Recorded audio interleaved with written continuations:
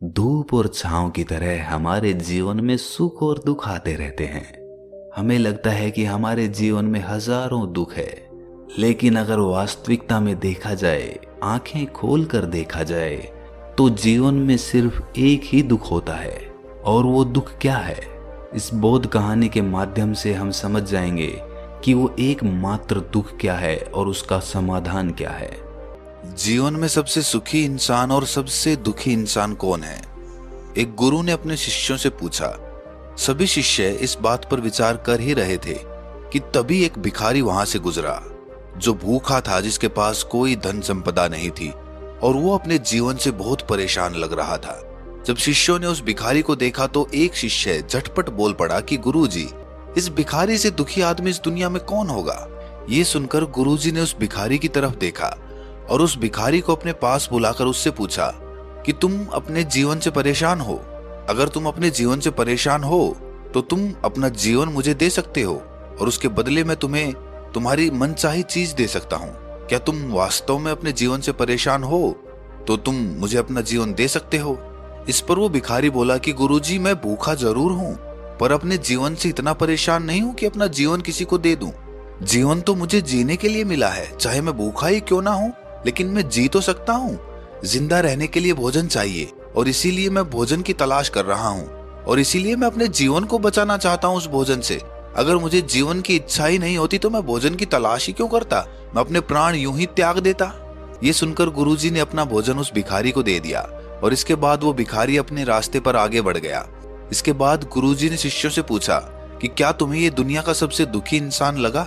शिष्य बोला कि गुरुजी, ये दुखी तो था, पर ये इतना दुखी नहीं था कि अपने जीवन का त्याग कर सके। तो ये अपने जीवन में सबसे ज्यादा दुखी तो नहीं कहा जा सकता। दुनिया में सबसे दुखी इंसान वही हो सकता है जो अपने जीवन का त्याग करने के लिए तैयार हो जाए। उससे ज्यादा दुखी इंसान दूसरा कोई नहीं हो सकता, क्योंकि जीवन का त्याग करना, खुद आत्महत्या करना ही जीवन का सबसे बड़ा दुख होता है। गुरुजी ने फिर से शिष्य को टोका। उसने कहा कि जीवन का त्याग करना जीवन का सबसे बड़ा दुख कैसे हो सकता है? कुछ लोग तो त्याग कर कर सन्यासी बन जाते हैं, पहाड़ों में तपस्या करने के लिए चले जाते हैं, तो कुछ लोगों के लिए तो त्याग उनके जीवन को संवारने का काम करता है। उनको जीवन में सत्य की अनुभूति हो जाती है, सत्य का ज्ञान हो जाता है। हाँ, तुम ये कह सकते हो कि जो संसार को त्याग देता है वो सच्चे जीवन की तलाश करता है, और जो संसार में फंसा रहता है, संसार के जीवन में उलझा रहता है, वो संसार का ही होकर रह जाता है। वो जीवन भर कूड़ा करकट इकट्ठा करता रहता है, धन संपदा तो बहुत कमा लेता है, लेकिन आखिर में अगर वो उस धन संपदा का त्याग नहीं कर पाता तो वो बड़ी भूल कर जाता है। वो पूरे जीवन को व्यर्थ कर देता है। जीवन में अपने लक्ष्य को हासिल करना अच्छी बात है, जीवन में धन संपदा कमाना भी बहुत अच्छी बात है, लेकिन आखिर में एक पड़ाव पर पहुंचकर ये जान लेना भी आवश्यक है कि जो धन संपदा उसने इकट्ठी करी है, जो लक्ष्य उसने हासिल करे हैं, अब उन लक्ष्यों को छोड़ देना ही जीवन का अगला सफर हो सकता है। जब तक तुम किसी चीज को छोड़ोगे नहीं, तब तक तुम आगे नहीं बढ़ पाओगे। अगर तुम किसी चीज से पीछे बंधे रह गए तो तुम जीवन में कभी भी अगले पड़ाव पर नहीं पहुंच पाओगे। और अधिकतर लोग जीवन में ऐसे ही तो होते हैं। वो अपने जीवन में सब कुछ कमा तो लेते हैं, लेकिन कमाने के बाद उसे त्याग नहीं पाते हैं। यहाँ पर सन्यासी अपने शिष्यों के सामने मिट्टी का एक घर बनाता है, खूब उसे सजाता है, संवारता है, खूब उसकी अच्छे से देखरेख करता है, और शाम होने पर अपने पैर से ही उस मिट्टी के घर को कुचल देता है। और हर रोज सन्यासी उन शिष्यों के सामने इसी प्रकार करता था। एक दिन एक शिष्य पूछता था कि गुरुजी, जब आपको ये घर गिराने ही होते हैं तो आप इन घरों को बनाते क्यों हैं? सन्यासी अपने शिष्यों को समझाते हैं कि यही तो मैं तुम्हें बताना चाहता हूँ कि संसार इसी भांति होता है। तुम सब कुछ इकट्ठा करो, सब कुछ हासिल करो, लेकिन आखिर में सब कुछ छोड़ दो, सबको अपने पैरों तले कुचल दो और सन्यास के रास्ते पर आगे निकल पड़ो। पुराने समय में जितने भी चक्रवर्ती सम्राट हुआ करते थे, वो एक समय पर सब कुछ भोग विलास करने के बाद सन्यास की राह अपना लेते थे। जो इंसान जीवन में सब कुछ हासिल करके और फिर उसे त्याग देता है, वास्तव में वही सबसे सुखी इंसान होता है। और जो इंसान जीवन में सब कुछ हासिल करके उसे त्याग नहीं पाता, उससे बंध जाता है, उसका ही होकर रह जाता है, उसका गुलाम हो जाता है, उसके बिना उसे चैन ही नहीं आता, वो इंसान इस दुनिया का सबसे दुखी इंसान होता है। अपने लक्ष्य को हासिल करने के बाद जीवन में सफल होने के बाद मनुष्य के अंदर एक अहंकार आता है और वो अपने अहंकार को जीवन भर सींचता रहता है, और आखिर में जब उसे लगता है कि अहंकार को छोड़ने का समय आ गया, सब कुछ त्यागने का समय आ गया, तो वो अपने अहंकार को छोड़ने के लिए राजी नहीं होता, या फिर इसके उलट उसका अहंकार उसको कुछ भी छोड़ने नहीं देता, और इसीलिए वो अपने जीवन से चूक जाता है। लेकिन समझने की बात तो ये है कि जीवन से तो हर एक को चूकना है, क्योंकि जीवन तो एक ना एक दिन सभी का खत्म होगा। आज नहीं तो कल सबको मृत्यु खींच ही लेगी, और उस समय आप क्या बहाना लगाएंगे? उस समय भी तो आपको सब कुछ त्याग देना पड़ेगा। और जो जीते जी अपनी मृत्यु को स्वीकार कर लेता है, वही वास्तव में असली सन्यासी होता है। शिष्य ने पूछा कि गुरुजी, अपनी मृत्यु को स्वीकार करना, इसका मतलब कुछ समझ में नहीं आया।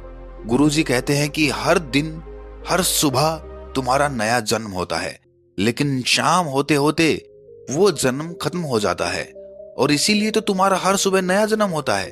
अगर तुम्हारा शाम के समय, रात के समय वो जन्म खत्म नहीं होगा, यानी कि तुम्हारी मृत्यु नहीं होगी, तो हर सुबह तुम्हारा नया जन्म कैसे हो सकता है? हर सुबह तुम एक नई ऊर्जा की अनुभूति कैसे कर सकते हो? जब तक तुम अपने अतीत को पीछे नहीं छोड़ देते, जब तक तुम पुरानी बातों को भूल नहीं जाते, तब तक तुम्हारी चेतना में नयापन नहीं आएगा, और जब तक चेतना में नयापन नहीं आएगा, तब तक चेतना पुरानी और घिसी हुई होती चली जाएगी। वो तुम्हें अतीत की यादों में डुबा देगी, अतीत के ख्यालों में डुबा देगी, या फिर भविष्य की कल्पनाओं में ले जाएगी। लेकिन समझने की बात यह है कि जिन लोगों की नींद मृत्यु के समान शांत होती है, उन लोगों का हर सुबह एक नया जन्म होता है। हर दिन जो मरने की कला सीख लेता है, वो अपने जीवन के हर पल का आनंद ले पाता है, क्योंकि हर पल अपने आप में जन्म लेता है और हर पल अपने आप में उसी वक्त खत्म हो जाता है। जो इस रहस्य को जान लेता है, उस समय से पार खड़ा हो जाता है। उसके लिए समय की सीमाएं नहीं रहती, समय उसके लिए बाधा नहीं बनता, उसके लिए समय रुक जाता है, उसके लिए हर पल आनंदित हो जाता है। अपने लक्ष्य में सफलता हासिल करने के बाद आपको कुछ देर के लिए आनंद की अनुभूति हो सकती है, लेकिन वो आनंद ज्यादा देर तक नहीं टिकता है।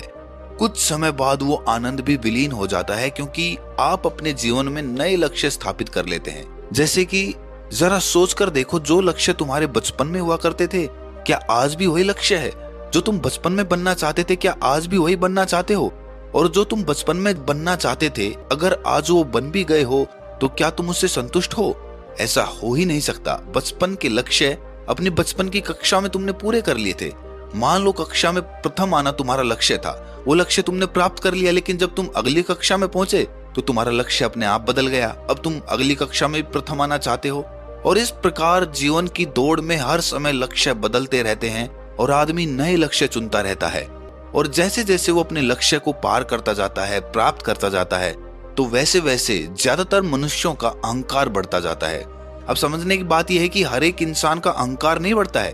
कुछ लोग अपने लक्ष्यों को पार करते करते जीवन के उस पड़ाव पर पहुंच जाते हैं जहां पर उन्हें ये एहसास होता है कि ये लक्ष्य को पाना, प्राप्त करना, ये सिर्फ एक मिथ्या है, ये सिर्फ एक भ्रम है। क्योंकि वो समझ जाता है, तुम कितने ही लक्ष्य बना लो, हर बार नए लक्ष्य स्थापित हो जाते हैं, तो तुम कितने भी लक्ष्य बनाओगे, कभी भी इससे तुम पार नहीं पा सकोगे।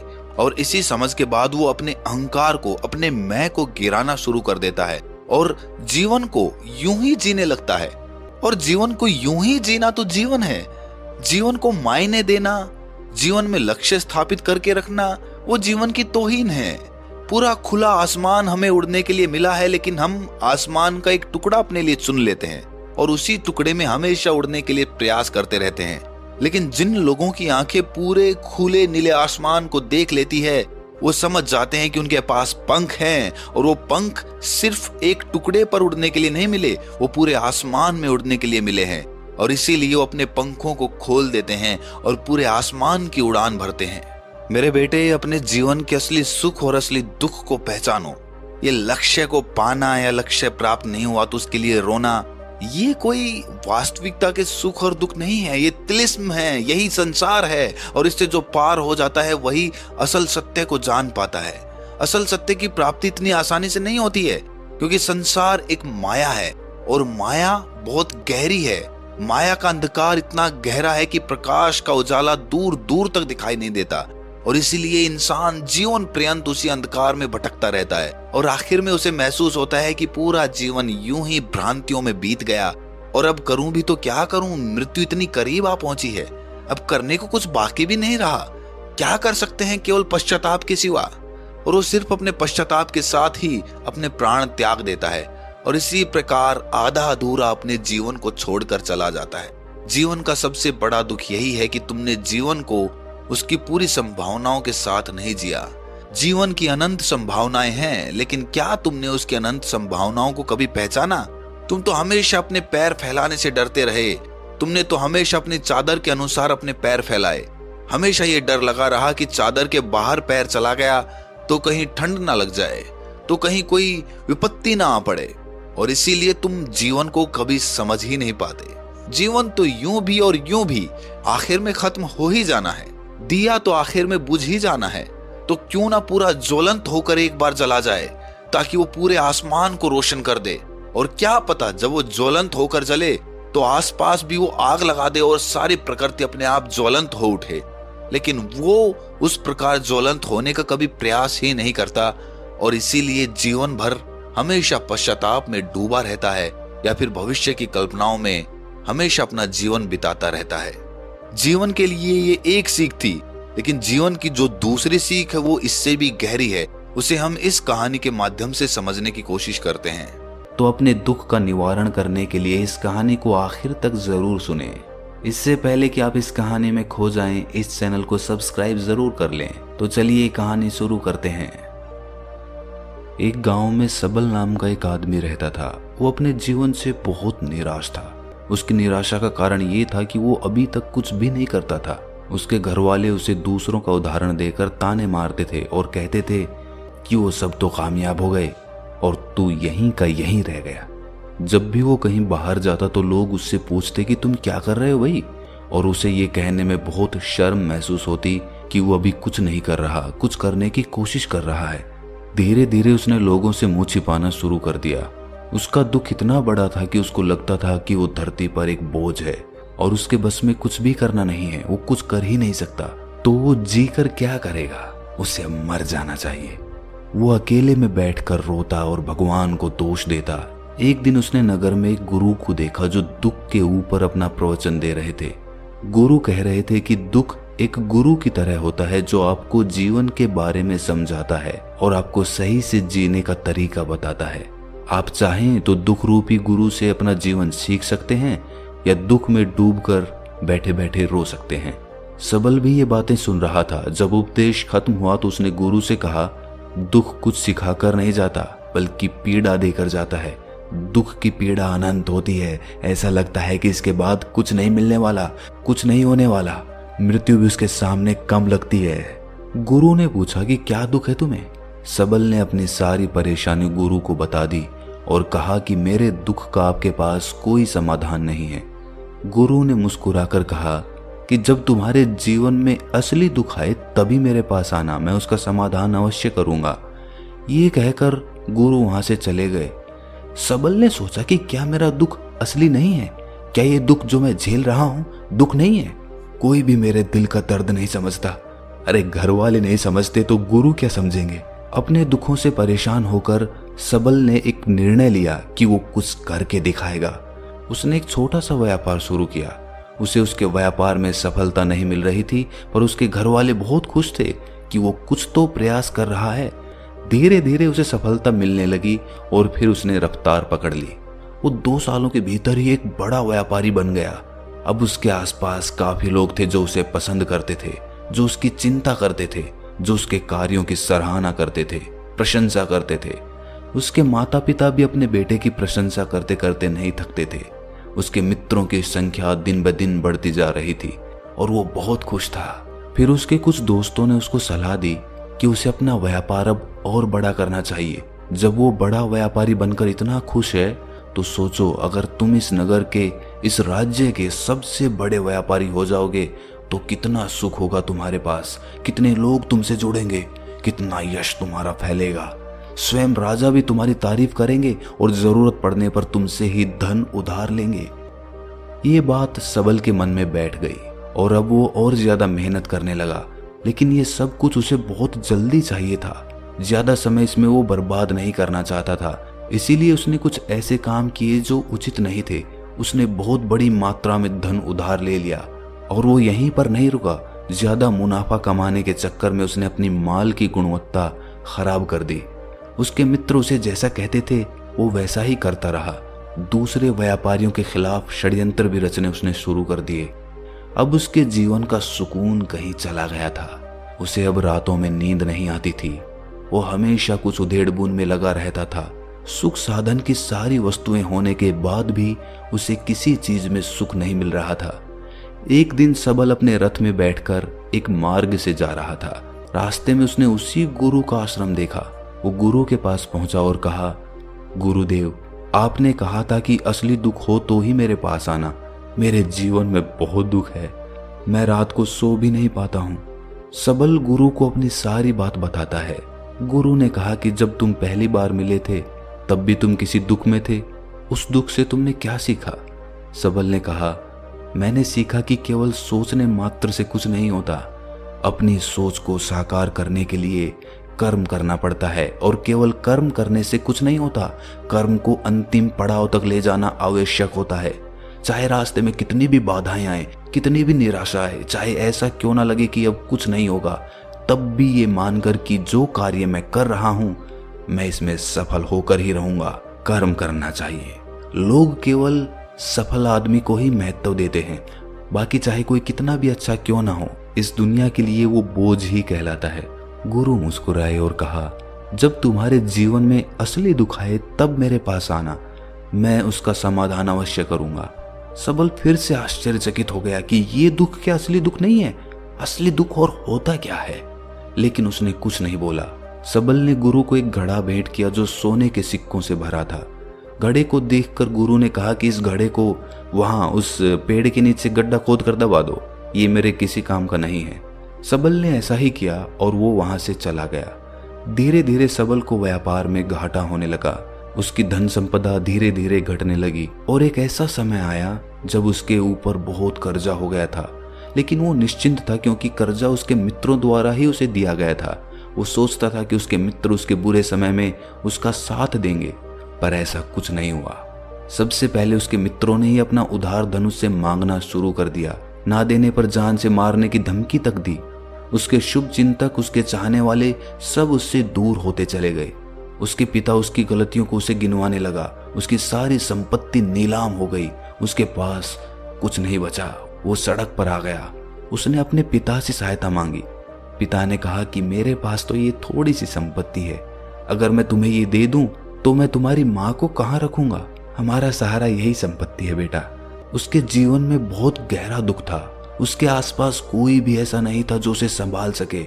इस धोखे की वजह से वो टूट गया था। लगता था कि जीने का कोई मतलब नहीं है, मृत्यु ही एकमात्र सहारा है। वो मरने के लिए एक नदी की तरफ जा ही रहा था, तभी रास्ते में उसे याद आया कि गुरु ने कहा था कि जब उसके जीवन में असली दुख आए तो वो उनके पास आए और वो उसके दुख का समाधान कर देंगे। सबल गुरु के पास गया और उसने गुरु को सारी बात बताई और कहा कि मेरे दुख का समाधान कीजिए गुरुदेव। गुरु ने कहा कि जब तुम्हारे जीवन में असली दुख आए तभी मेरे पास आना, मैं उसका समाधान अवश्य कर दूंगा। सबल ने कहा कि असली दुख क्या होता है ये असली दुख गुरुदेव? क्या अब मेरे जीवन में जो घट रहा है वो दुख नहीं है? गुरु ने कहा कि पहले ये बताओ कि तुमने अपने इस दुख से क्या सीखा है।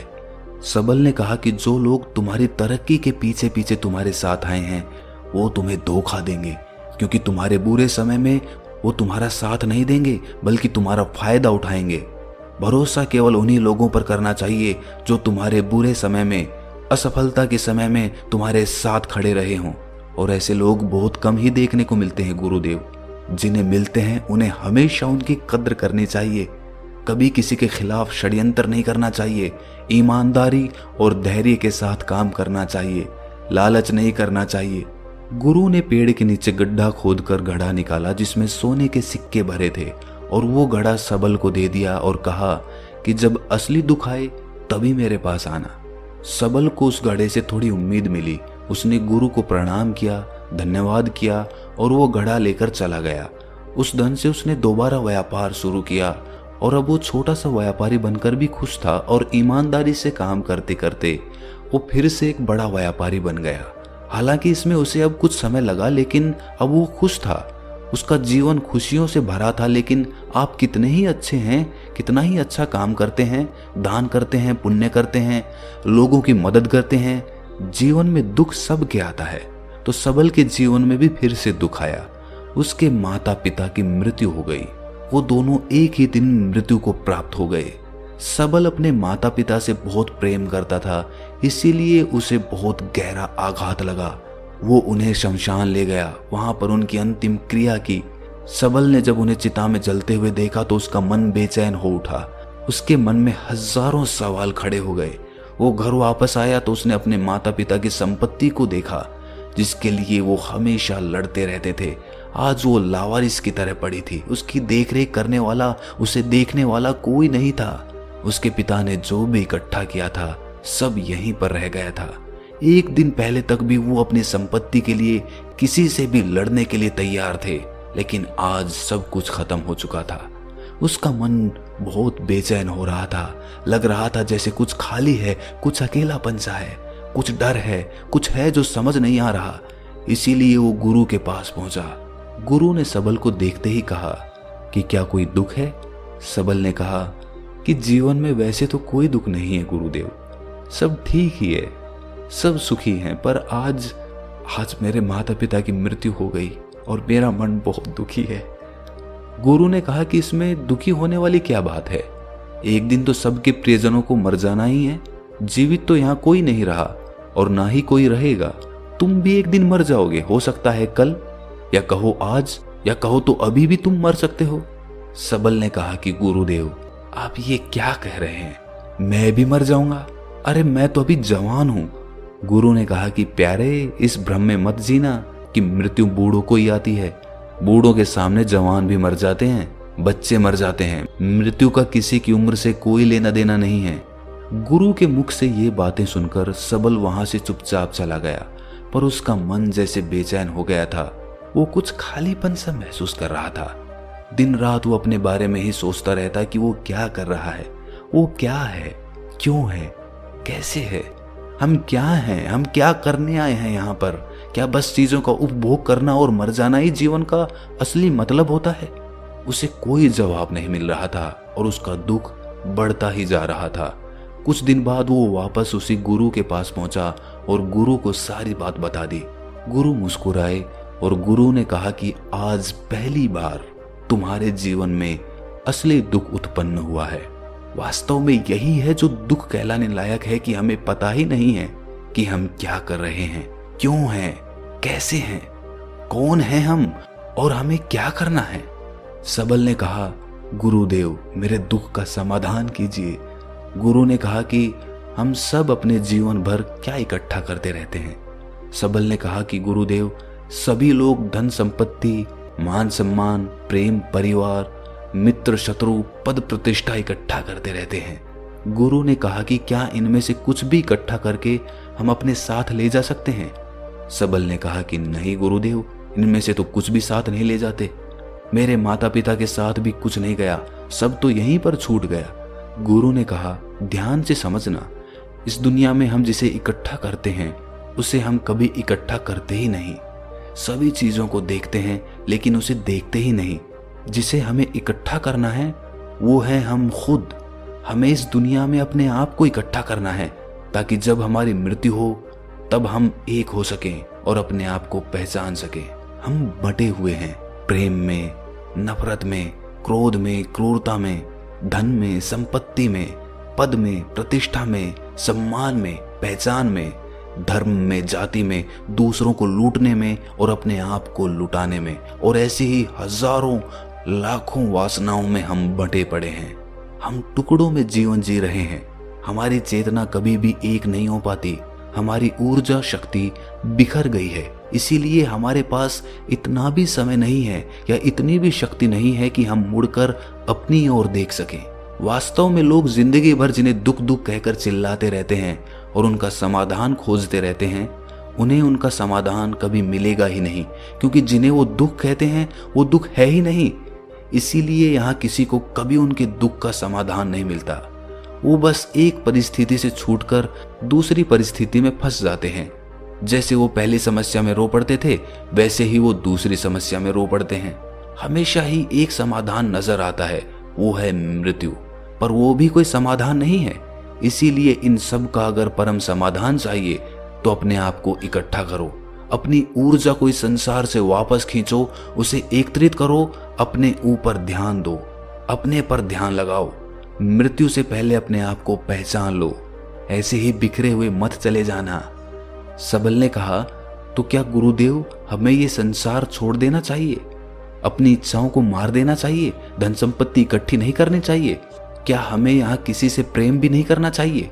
गुरु ने कहा, तुमसे इच्छाएं, कामनाएं और वासना ऐसे ही निकलती है जैसे पहाड़ से कोई पत्थर गिर रहा हो, जिस पर पहाड़ का कोई नियंत्रण ही नहीं है सिवाय देखने के और परेशान होने के। जब तुम एकत्रित हो जाते हो तब जो भी तुम करते हो वो सब नियंत्रण में रहता है, तब इच्छाएं भी तुम्हारी इच्छा से निकलती है। सबल ने कहा, गुरुदेव आपने मेरे सच्चे दुख का निवारण कर दिया है, आपका बहुत आभारी हूं। अब मैं अपने आप को एकत्रित करूंगा गुरुदेव। मानव शरीर में बहुत ऊर्जा है, बहुत शक्ति है, पर वो बेकार की चीजों में बट कर रह गई है, व्यर्थ की चीजों में लगी रहती है।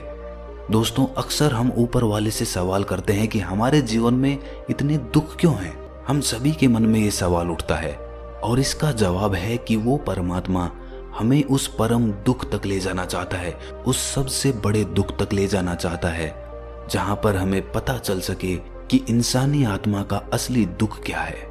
और वो दुख है अपने आप को ना पहचान पाना, अपनी शक्तियों को ना पहचान पाना, अपने आप को इकट्ठा ना कर पाना, अपने आप पे नियंत्रण ना कर पाना। हमारे जीवन में यही दुख होता है, लेकिन इस दुख को ना देखकर हम सभी प्रकार के दुख देखते हैं, लेकिन इस दुख पर हमारा कभी ध्यान ही नहीं जाता। और वास्तव में होना ये चाहिए कि जब हमारे जीवन में दुख आते हैं तो हमारी सोच वहां पर जानी चाहिए कि मैं क्यों हूं, मैं क्या हूं। और जब ये एकमात्र दुख आपके जीवन में आपको नजर आता है, तब आप ध्यान की तरफ बढ़ते हैं, तब आप अपने आप को खोजने की तरफ चलते हैं।